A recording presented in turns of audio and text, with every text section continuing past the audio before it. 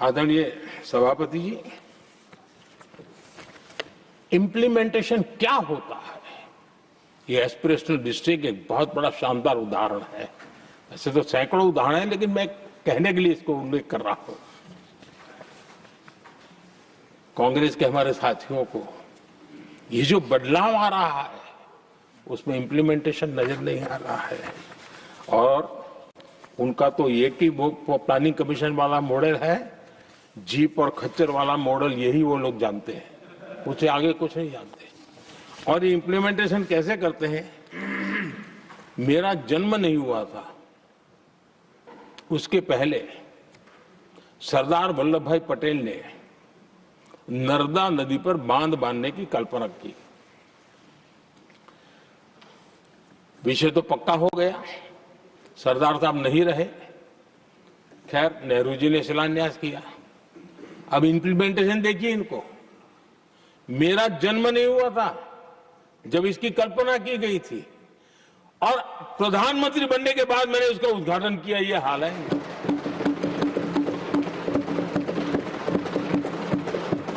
और उनका इम्प्लीमेंटेशन देखिए, मुझे मुख्यमंत्री रहते हुए 3 दिन अनशन पर बैठना पड़ा था नर्मदा सरदार सरोवर डैम के लिए, मेरे राज्य के किसानों के लिए। मैंने अपने आप को दांव पर लगा दिया था, तब जाकर के भारत सरकार को झुकना पड़ा, और तब जाकर के सरदार सरोवर डैम के कंस्ट्रक्शन को गति मिली, और यहां मैं पहुंचा तब मुझे उसका उद्घाटन करने का सौभाग्य मिला। और आज कच्छ तक हावड़ा बीएसएफ के लोग जहां बैठते हैं वहां तक नर्मदा का शुद्ध पानी पीने के लिए पहुंच रहा है। इंप्लीमेंटेशन क्या होता है? और यहां पर इम्प्लीमेंट किसी ने शब्द पकड़ा दिया, हर एक के मुंह से वही निकल रहा था। हमने कांग्रेस की कार्यशैली को बदलने के लिए, जब मैंने देखा कई ऐसे काम थे अटके पड़े हुए, कोई पूछने वाला नहीं थे फाइलों में, और पॉलिटिकल फायदे के लिए अनाउंसमेंट कर दिए, दिए जला दिए, पत्थर लगा दिए, करना कुछ नहीं। आखिरकार मैंने एक टेक्नोलॉजी वाला प्लेटफॉर्म बनाया यहां आकर के, प्रगति के नाम से। ये प्रगति प्लेटफॉर्म का मैं उदाहरण देता हूं, आप हैरान हो जाएंगे। मुझे एग्जैक्ट याद नहीं है, लेकिन शायद हिमाचल में एक ट्रेन उन्होंने पार्लियामेंट में घोषित की थी, शायद ऊना और कोई। मेरे आने तक वो कागज पर भी उसका ड्राइंग नहीं बना था, बताओ, और चुनाव जीतने के लिए वो घोषणा कर दी।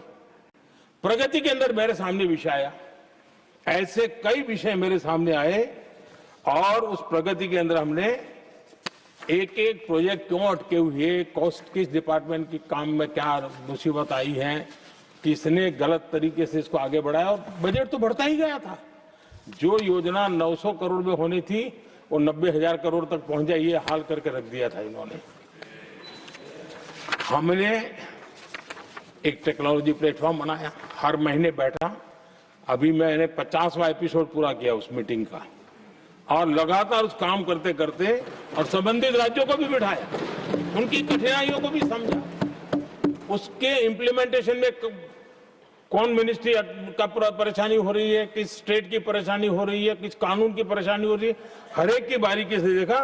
और आज मैं गर्व से कह सकता हूं कि इस प्रगति के इम्प्लीमेंटेशन को बारीकी से प्रधानमंत्री के स्तर पर देखे जाने के कारण 85 लाख करोड़ रुपीस का काम को गति मिली। 85 लाख करोड़ रुपीस के काम, आप कल्पना कीजिए, देश की कितनी बड़ी शक्ति को अनलॉक किया हमने।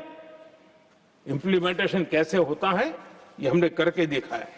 रेल हो, रोड हो, सिंचाई हो, ग्रामीण कोई व्यवस्था का काम हो, इन सारी चीजों को हमने इसमें लिया। अब जैसे जम्मू उधमपुर श्रीनगर बारामूला रेल लाइन, आज ये प्रोजेक्ट पूरा हुआ, और बर्फबारी में इन दिनों आपने देखा एक वीडियो बहुत पॉपुलर हुआ है, बर्फ के बीच में थे, चारों तरफ बर्फ की चादर छाई हुई है, और वंदे भारत ट्रेन निकल रही है, और लोग कहते हैं गलती मत करना, ये तो विदेश है, ये हिंदुस्तान है, ये रील चल रहे हैं बाजार में।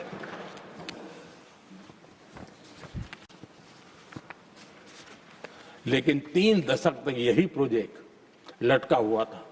3 दशक 30 साल आप कल्पना कर सकते, 2 पीढ़ी आगे बढ़ जाए, ये यही के अटके पड़े थे।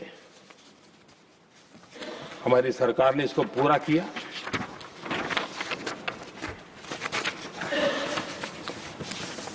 आदरणीय सभापति जी, मैं असम की बात करता हूं और कोई ये मत सोचो कि मैं चुनाव है इसलिए बोल रहा हूं। इनके पाप है इसलिए मुझे कहना पड़ रहा है। कांग्रेस सिर्फ इमेजिन करती है और इंप्लीमेंट करने का उनको कोई लेना देना ही नहीं होता है।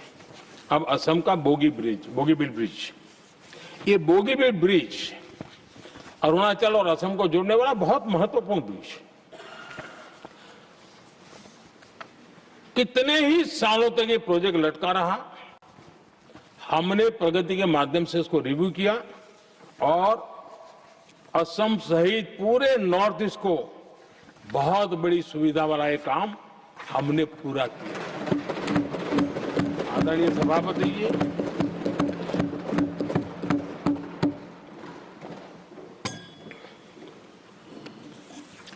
इंप्लीमेंटेशन की बातें जब करते हैं तो एक बार हमारे पास तो तथ्यों के साथ चीजें हैं कि हमने चीजों को समय पर पूरा करने की दिशा में आगे बढ़े। और इन दिनों तो जो काम कर रहे हैं समय से पहले हो रहा है। हमने पूरी दुनिया को कहा था कि हम 2030 तक यहां पहुंचेंगे सोलार में, हमने वो काम 2025 में कर दिया।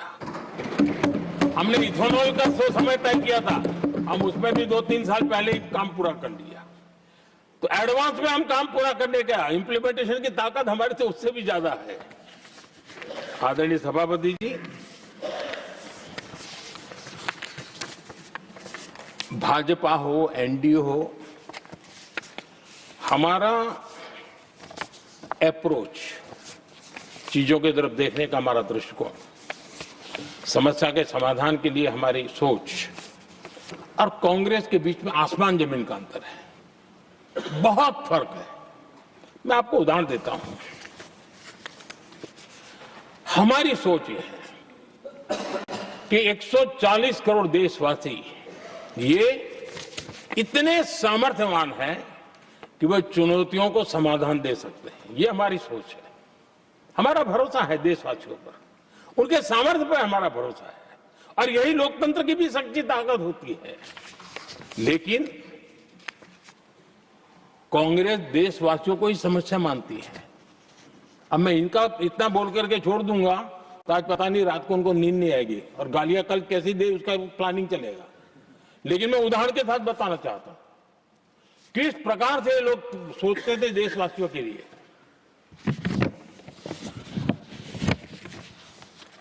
देश के लोगों के बारे में नेहरू जी और इंदिरा जी की सोच क्या थी, मैं उसके विषय में बताना चाहता हूं। इंदिरा जी एक बार ईरान गए थे और ईरान में वो भाषण दे रही थी और उस भाषण में उन्होंने नेहरू जी के साथ जो बातचीत हुई थी उसका उल्लेख किया। खुद ने कहा है, उन्होंने कहा, और मैं जो इंदिरा जी ने कहा था उसको कोट कर रहा हूं, जब किसी ने मेरे पिताजी से पूछा, यानी नेहरू जी से पूछा कि उनके सामने कितनी समस्याएं हैं, तो उन्होंने उत्तर दिया था 35 करोड़। नेहरू जी ने जवाब दिया था कि उनके सामने कितनी समस्याएं हैं, बोले 35 करोड़। उस समय हमारे देश की जनसंख्या थी 35 करोड़। अब आगे देखिए, 35 करोड़ देशवासी नेहरू जी को समस्या लगते थे। ऐसा कोई मुखिया हो सकता है क्या जी? और इस बात का उदाहरण देते हुए इंदिरा जी ने आगे कहा कि आज देश की जनसंख्या 57 करोड़ है, इसलिए मेरी समस्याओं की संख्या भी उतनी ही बड़ी है। यानी पिताजी को 35 करोड़ समस्या वाले देशवासी लगते थे, अब 57 करोड़ उनको समस्या। कोई ऐसा हो सकता है जो अपने ही देशवासियों को समस्या माने? ये फर्क है उनकी सोच और हमारी सोच में, ये फर्क है उनके अप्रोच और हमारे अप्रोच में।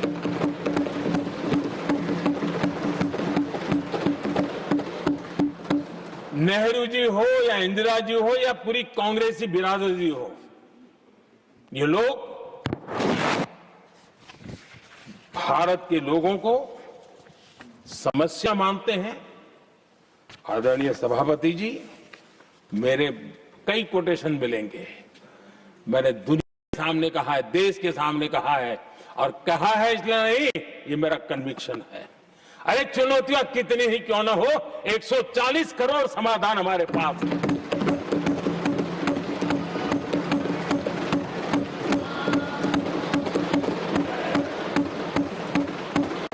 हमारे लिए देशवासी समर्थक की पूंजी है। हमारे लिए हर देशवासी भारत का उज्जवल भविष्य का नियंता है, निर्माता है, कर्ता धर्ता है।